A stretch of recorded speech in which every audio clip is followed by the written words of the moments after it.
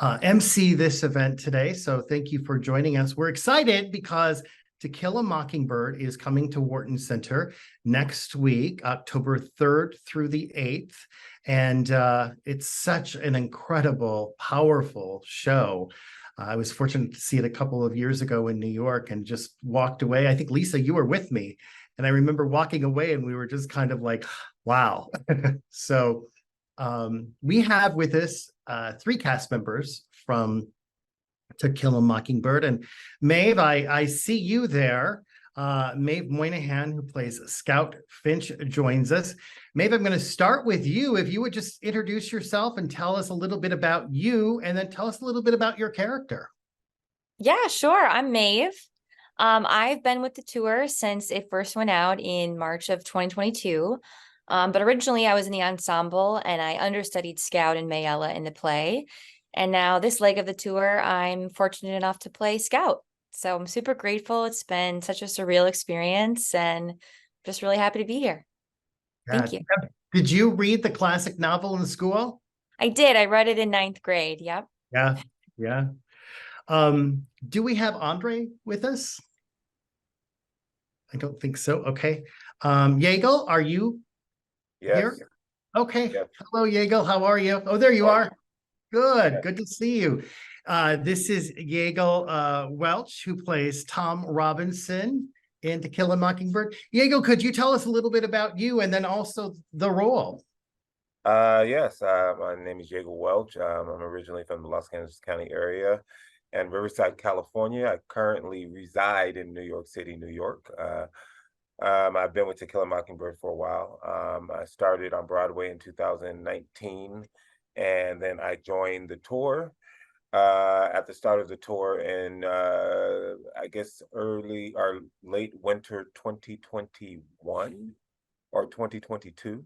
And I played Tom Robinson, the African-American man who's been falsely accused of rape in the story of To Kill a Mockingbird.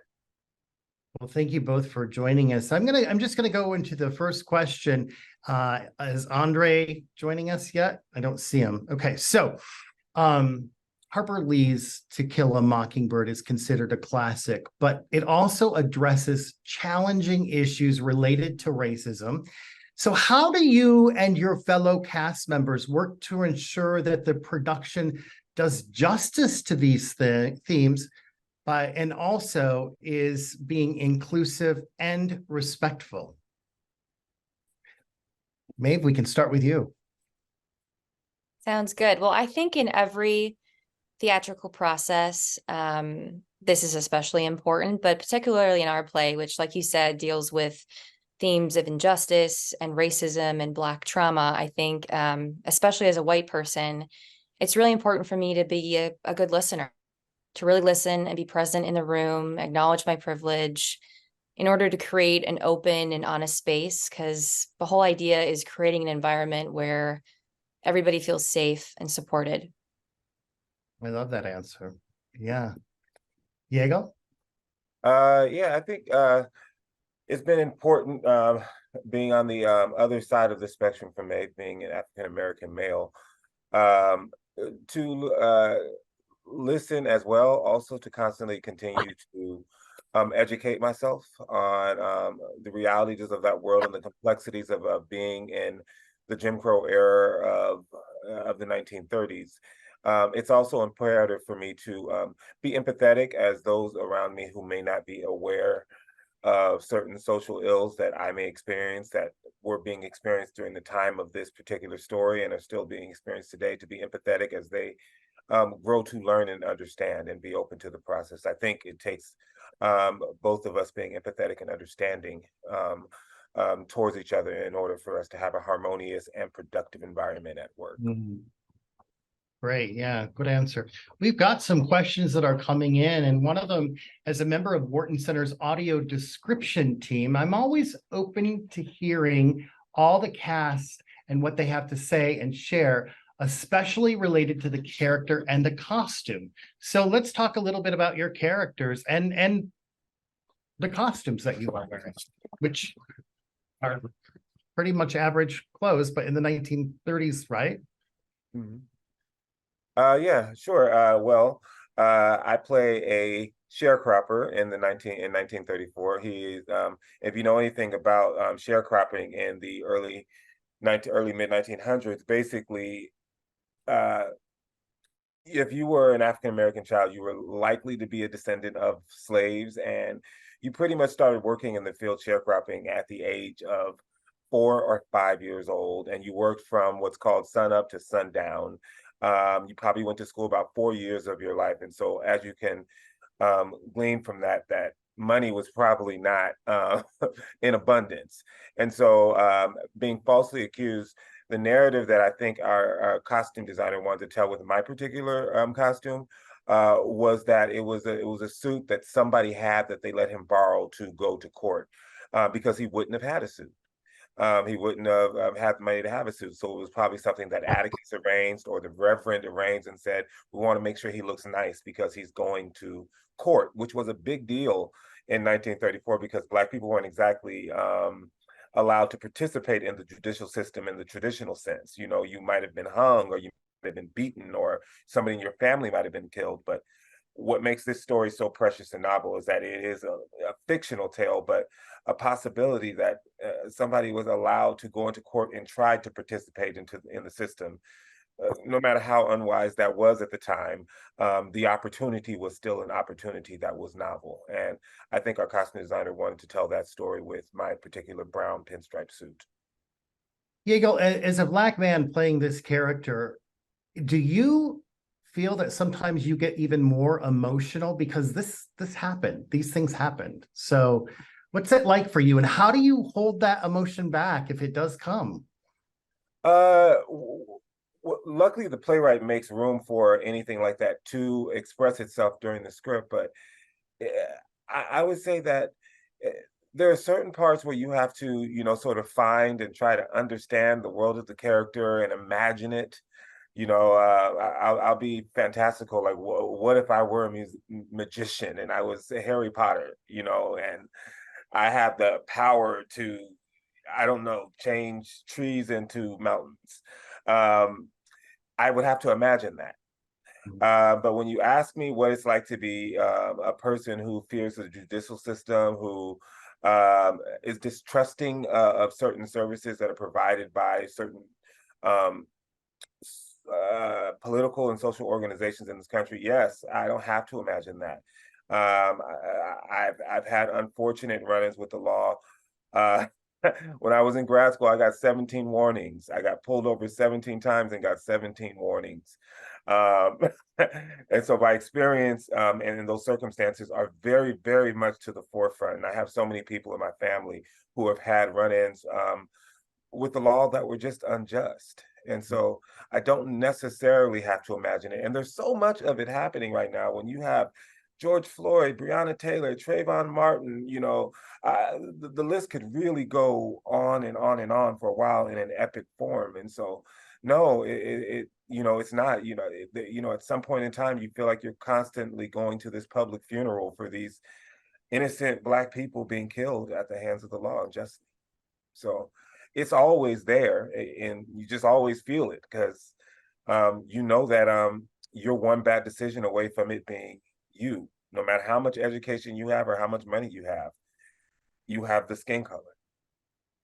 As you present this iconic story across the country, do you receive any feedback from people who are seeing it or hearing it for the first time? And what do audiences think of the difficult and poignant topics in the play? Ma, we'll go back to you. We'll have you address that first. Me? Yeah. Maeve. Maeve. You're good. You're good.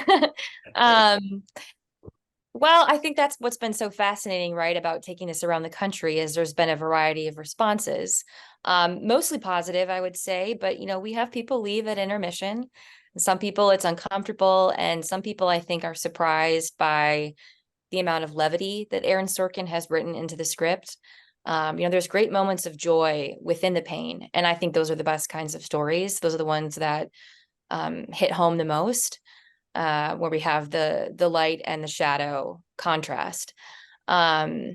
But I think overall our audiences have really enjoyed the story and have respected that it's its own entity, right? I think it's really important as an audience member seeing this piece to come in with an open mind, because I think we all have preconceived notions of what the story is because, you know, we've studied the book or we've seen the film, and this honors Harper Lee's work, of course, but you know, I think Aaron Sorkin has brought a greater depth to the story, and particularly by giving agency to characters that we didn't hear from, particularly the Black characters like Tom Robinson, who Yaegel plays, and Calpurnia.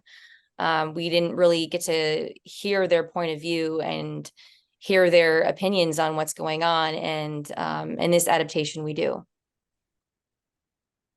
Yeah. Yaegel, do you want to comment on this as well? Yeah, yeah, I think, well, one, I hear that, you know, makes the thing about the humor exists in the play. I think uh, the play is different from the movie, which is different from the book. You can't accomplish the same things in each medium in the same way.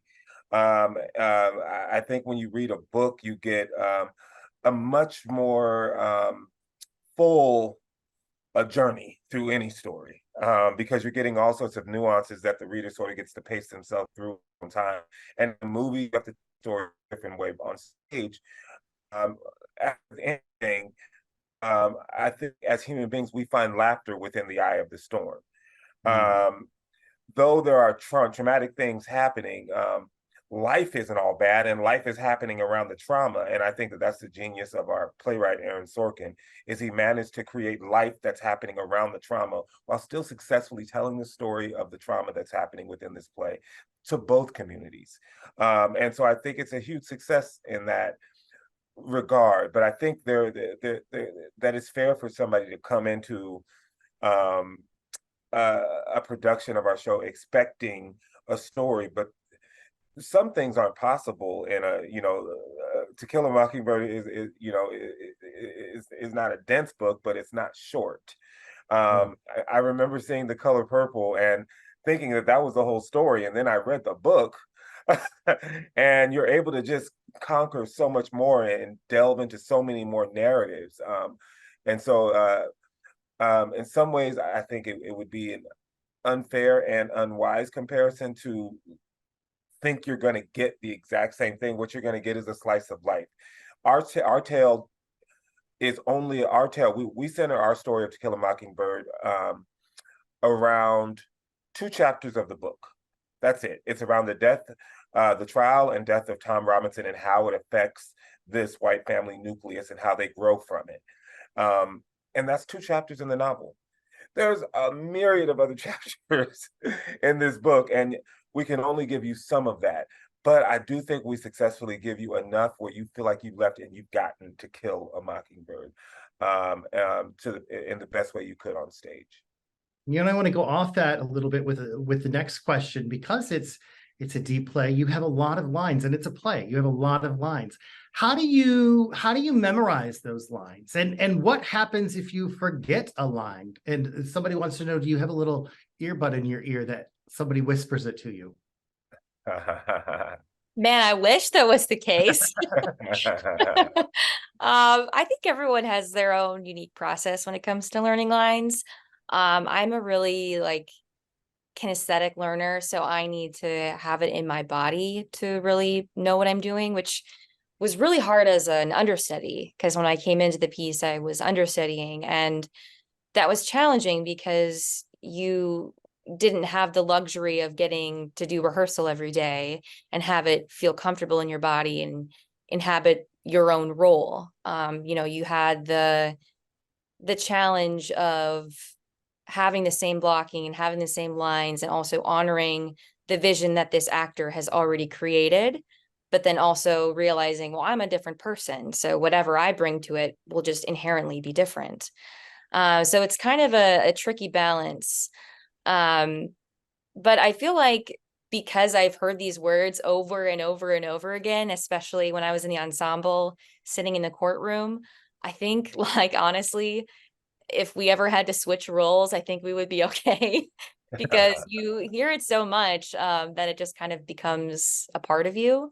We've done the show over 500 times now, so it's definitely a part of us. Yeah.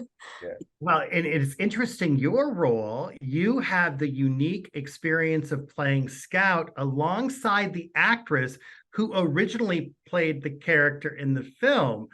What's that like? And what have you been able to learn? And that's Mary Badham. Yes, Mary Badham is wonderful. She's been so gracious throughout this process when it comes to Scout. She's really given me the space and freedom to make the character my own. And she's been a valuable resource. Like, it's been so fascinating talking to her about what it was like filming at that age, and just kind of like hearing her recount on it through the eyes of a child, which is how I approach the play. So I think that's kind of a fun parallel. Um, so I know that she's there if I need her help or I have questions, but I really appreciate that she's let me discover the role myself and bring my own take.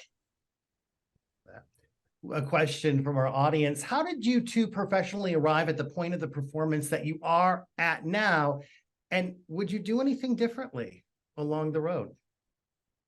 Yaegel, we'll start How with you. did we arrive professionally at the performance that we are right now? That's what, yeah. How did you professionally arrive at the point you are? I guess the question is really, tell us a little bit about your background and how you ended up in this role. Oh, sure. Well, I originally, of course, I read To Kill a Mockingbird as a junior high school youth, and then I got my equity card doing another version of To Kill a Mockingbird in Boston. And so this story has kind of like been in my universal cosmic, zygos for a long time, I feel like. And so when I saw there was a casting notice, I was out doing another tour called The Play That Goes Wrong. And I saw a casting notice for To Kill a Mockingbird. And I knew that my current show would be ending. And I said, you know what, let me see if I can get in on that. Well, I auditioned and I didn't get it. But of course, it would just so happen that about 2 months later, they would call me back in for the understudy. And I did book that. And through that, I just did my best to try to show my best work, show up on time, show up very committed every day. And to be quite frank, I was really excited to be doing a show on Broadway at home in New York and not traveling. So I was just so happy, but I was really interested in exploring this type of part on stage. So I really took advantage of understudy rehearsals. I treated them like a performance because it was my time to perform and show people in my community at work and my employers what it was that I would be able to do with the role if I were given the opportunity. It would so happen that when they decided to tour, that they offered me the role. And so that felt like amazing. Maeve knows how that feels. It feels amazing to be validated by your community and your employers to say that, yeah, wow, no, we see what you were doing. We'd like to see you do more of it. And yeah, that's how we sort of ended up here. I've been here, yeah, like I said, since 2019, because of a decision to go in and understudy. And I always say that people who understudying is an opportunity, and it'll be what you make of it. And yeah, but it transformed my life. And I thought I would never want to do it, but doing it has transformed and shaped my life in many ways. I love that. Maeve, tell us about you and how you got to this role. Well, so I have been acting for a lot of my life. Ever since I was a kid, I worked a lot at the Children's Theater Company in Minneapolis. That's where I grew up, and I went to school at the Guthrie program. And then I moved to New York, and my first year in New York, I was a hustle. I worked like 5 jobs at once, and it was rough, and auditioning and all that. I'm sure Yaegel knows that life too. And then in 2019, end of 2019, I got an audition for the Broadway production of To Kill a Mockingbird, and I had several rounds of auditions. And then they offered me the tour, and I didn't even know there was a tour. So that was exciting. Yeah, so I was offered the ensemble and understudy, and it was supposed to go out that summer, but then the pandemic happened. So I waited 2 years to do the tour. So just like even getting to do the tour was exciting and amazing. And I was just, so grateful for that. So now to be able to like also play Scout is just crazy. But yeah, similar to Yaegel, I actually have Yaegel to thank for a lot of it, because he was such a great cheerleader to me as an understudy, and like such a great role model of just like seizing the opportunity, and like he said, really owning my work in the room and knowing like this is my chance to show what I can do, and to be proud of that. So yeah, he helped me out a lot. I love that. The next question is a good one. In musicals, it's common for the audience to know the musical numbers. To Kill a Mockingbird is such a beloved book by many audience members that they'll know the book by heart. Is that disconcerting to you as actors? No, I think, like I said before, I think it's exciting to that they get to come in and be surprised. I mean, ultimately, you're gonna get the book. Everything that we're telling in this particular story is essentially coming from Harper Lee. Aaron Sorkin has just sort of woven it into a current day production where it hits our current communities in a different way. Um, but you ultimately are going to get the story. But I think like anything, it's great to be surprised. It's great to be, oh wow, I didn't think that they would get there that way, because they could have read the book, but they have never seen the play. And you can't make the book the play. And so I find that people leave more often not pleasantly surprised to get this particular version of this story told in this particular way. And I'm just reading, if you have a question, please go ahead and put it in the chat. We'll try to get to all of them. The role of an actor is to portray characters and stories. However, the theme in To Kill a Mockingbird gives light to the importance of confronting the pervasive problems of racism and white supremacy in America. As an actor, did you gain deeper understanding of how deeply rooted racism is in America? And did it leave you to a desired activity to work toward exposing and alleviating these injustices and prejudices? In other words, did the storyline serve as a call to action for either of you? I think definitely. I mean, I think,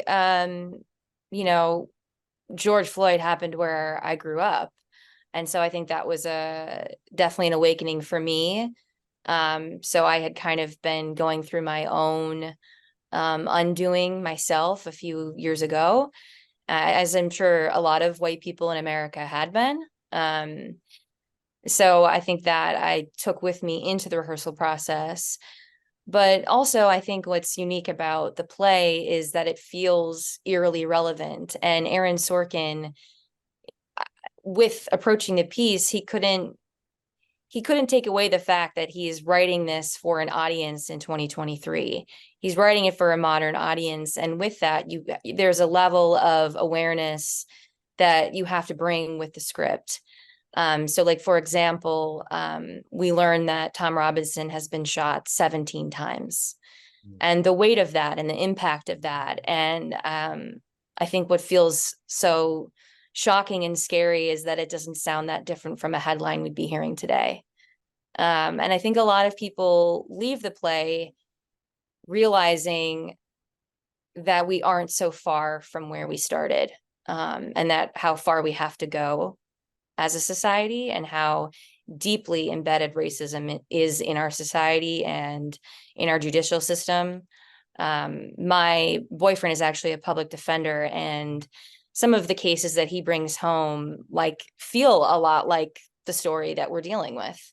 And so I feel like it definitely invigorated that sense for me and that call. But I think more than anything, it really pushed me to want to learn more and to educate myself more, and to, like I said earlier, to really listen, because I I can read all I want and I can educate myself all I want, but the most important part is showing up for the people who've actually experienced this and for the people who can actually have firsthand account of what it's like.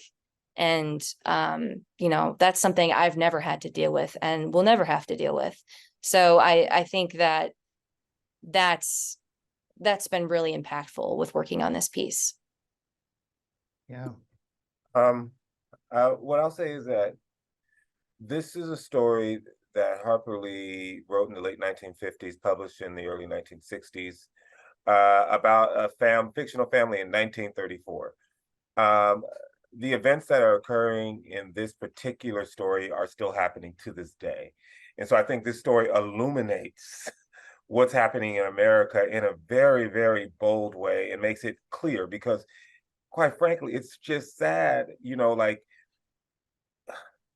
imagine if like women were still fighting for the right to vote, or in certain areas, like now gay people can get married. In certain areas in America, you see progression, but we don't with the innocent killing of young Black people. And it's sad that it takes a camera phone to capture it all for the world to stop and say, oh my God, it is happening. They weren't lying. This is unjust. They're not, all hitting criminals and the law is just, pouncing down on crime. And so I think that it's definitely a call for action and it's definitely illuminating in my life. There's an interesting story that I know I can share because I've heard Aaron Sorkin share this story in the media before. But initially, he had written that Tom Robinson was shot 5 times in the back. Because in the book it said 17 and he thought, oh, that's too extreme, it's hyperbolic. And when we came back after George Floyd, he changed it back to 17 because he said, no, it's absolutely not crazy that they would do this because we see that they would hold their knee on a man's neck for 8 minutes plus and let him die and say it was his fault. And so would they shoot somebody in 1934 17 times in the back? Absolutely. Would he have had to have done anything to provoke it? Nope. That was just the reality of that time. And so I think what this show does for me and what I think it does for a lot of people, I think it inspires so much empathy that people, I think an example of it is the way people came out, Black, white, pink, purple, yellow, whatever, during the Black Lives Matter rallies that took place right after in the wake of George Floyd's murder. People showed up because it's a call to actions. I think being a part of this play sort of participates in that revolution. Coming to see this play is participating in that revolution, saying we're willing to be exposed to a story like this, to be inspired to a place of higher empathy, where we're forced to act. And I think sometimes when we see things that are so unjust that we can't believe they happen, I think we do act in a very impassioned way. And I think society has proven that it does invoke change. Yes. Well, for people that are just joining us, we only have a few minutes left, but that was Yaegel T. Welch, who plays Tom Robinson. We also are joined by Maeve Moynihan, who plays Scout in To Kill a Mockingbird. Again, it's coming to Wharton Center October 3rd through the 8th. Let me see if I have some more questions here for you guys. Somebody, Neil says he can't wait to see this performance on Tuesday, and he is very excited about it. What pleasure do you hear, what a pleasure to hear from you, Maeve and Yaegel. You have made the story and the production even more poignant for me. Thank you for spending time with us today. I'm excited to see you next week, is a comment. Let's see. You got any more? The theater industry on a whole has been making strides towards greater inclusivity. In what ways do you think Scout Finch's character and your performance reflect these changes, Moy? I think that, first of all, I think Scout exhibits a lot of the personality traits that we need to see in people in order to create the society that we want to have. I think those include like being really open-minded, and passionate about justice and not being afraid to ask those hard questions. I think children are particularly good about that. And I think that she's just very curious about learning how the world works and learning about other people. And she's not afraid to challenge the belief system that she grew up with and question her own father. And I think the other thing that is unique about Scout is we're getting to see a female heroine in a time where, the 1930s, women were expected to have a certain level of femininity. And I think there were certain expectations of what it meant to be a woman. And she really just refutes all of those, and she owns her own identity and she doesn't apologize for it. And that's pretty rare. Yeah. Well, Maeve Moynihan, I want to thank you so much for joining us. Yaegel Welch, I want to thank you so much for joining us in this inspiring conversation. We're so excited to see To Kill a Mockingbird, which starts next Tuesday at Wharton Center. Tickets are still available.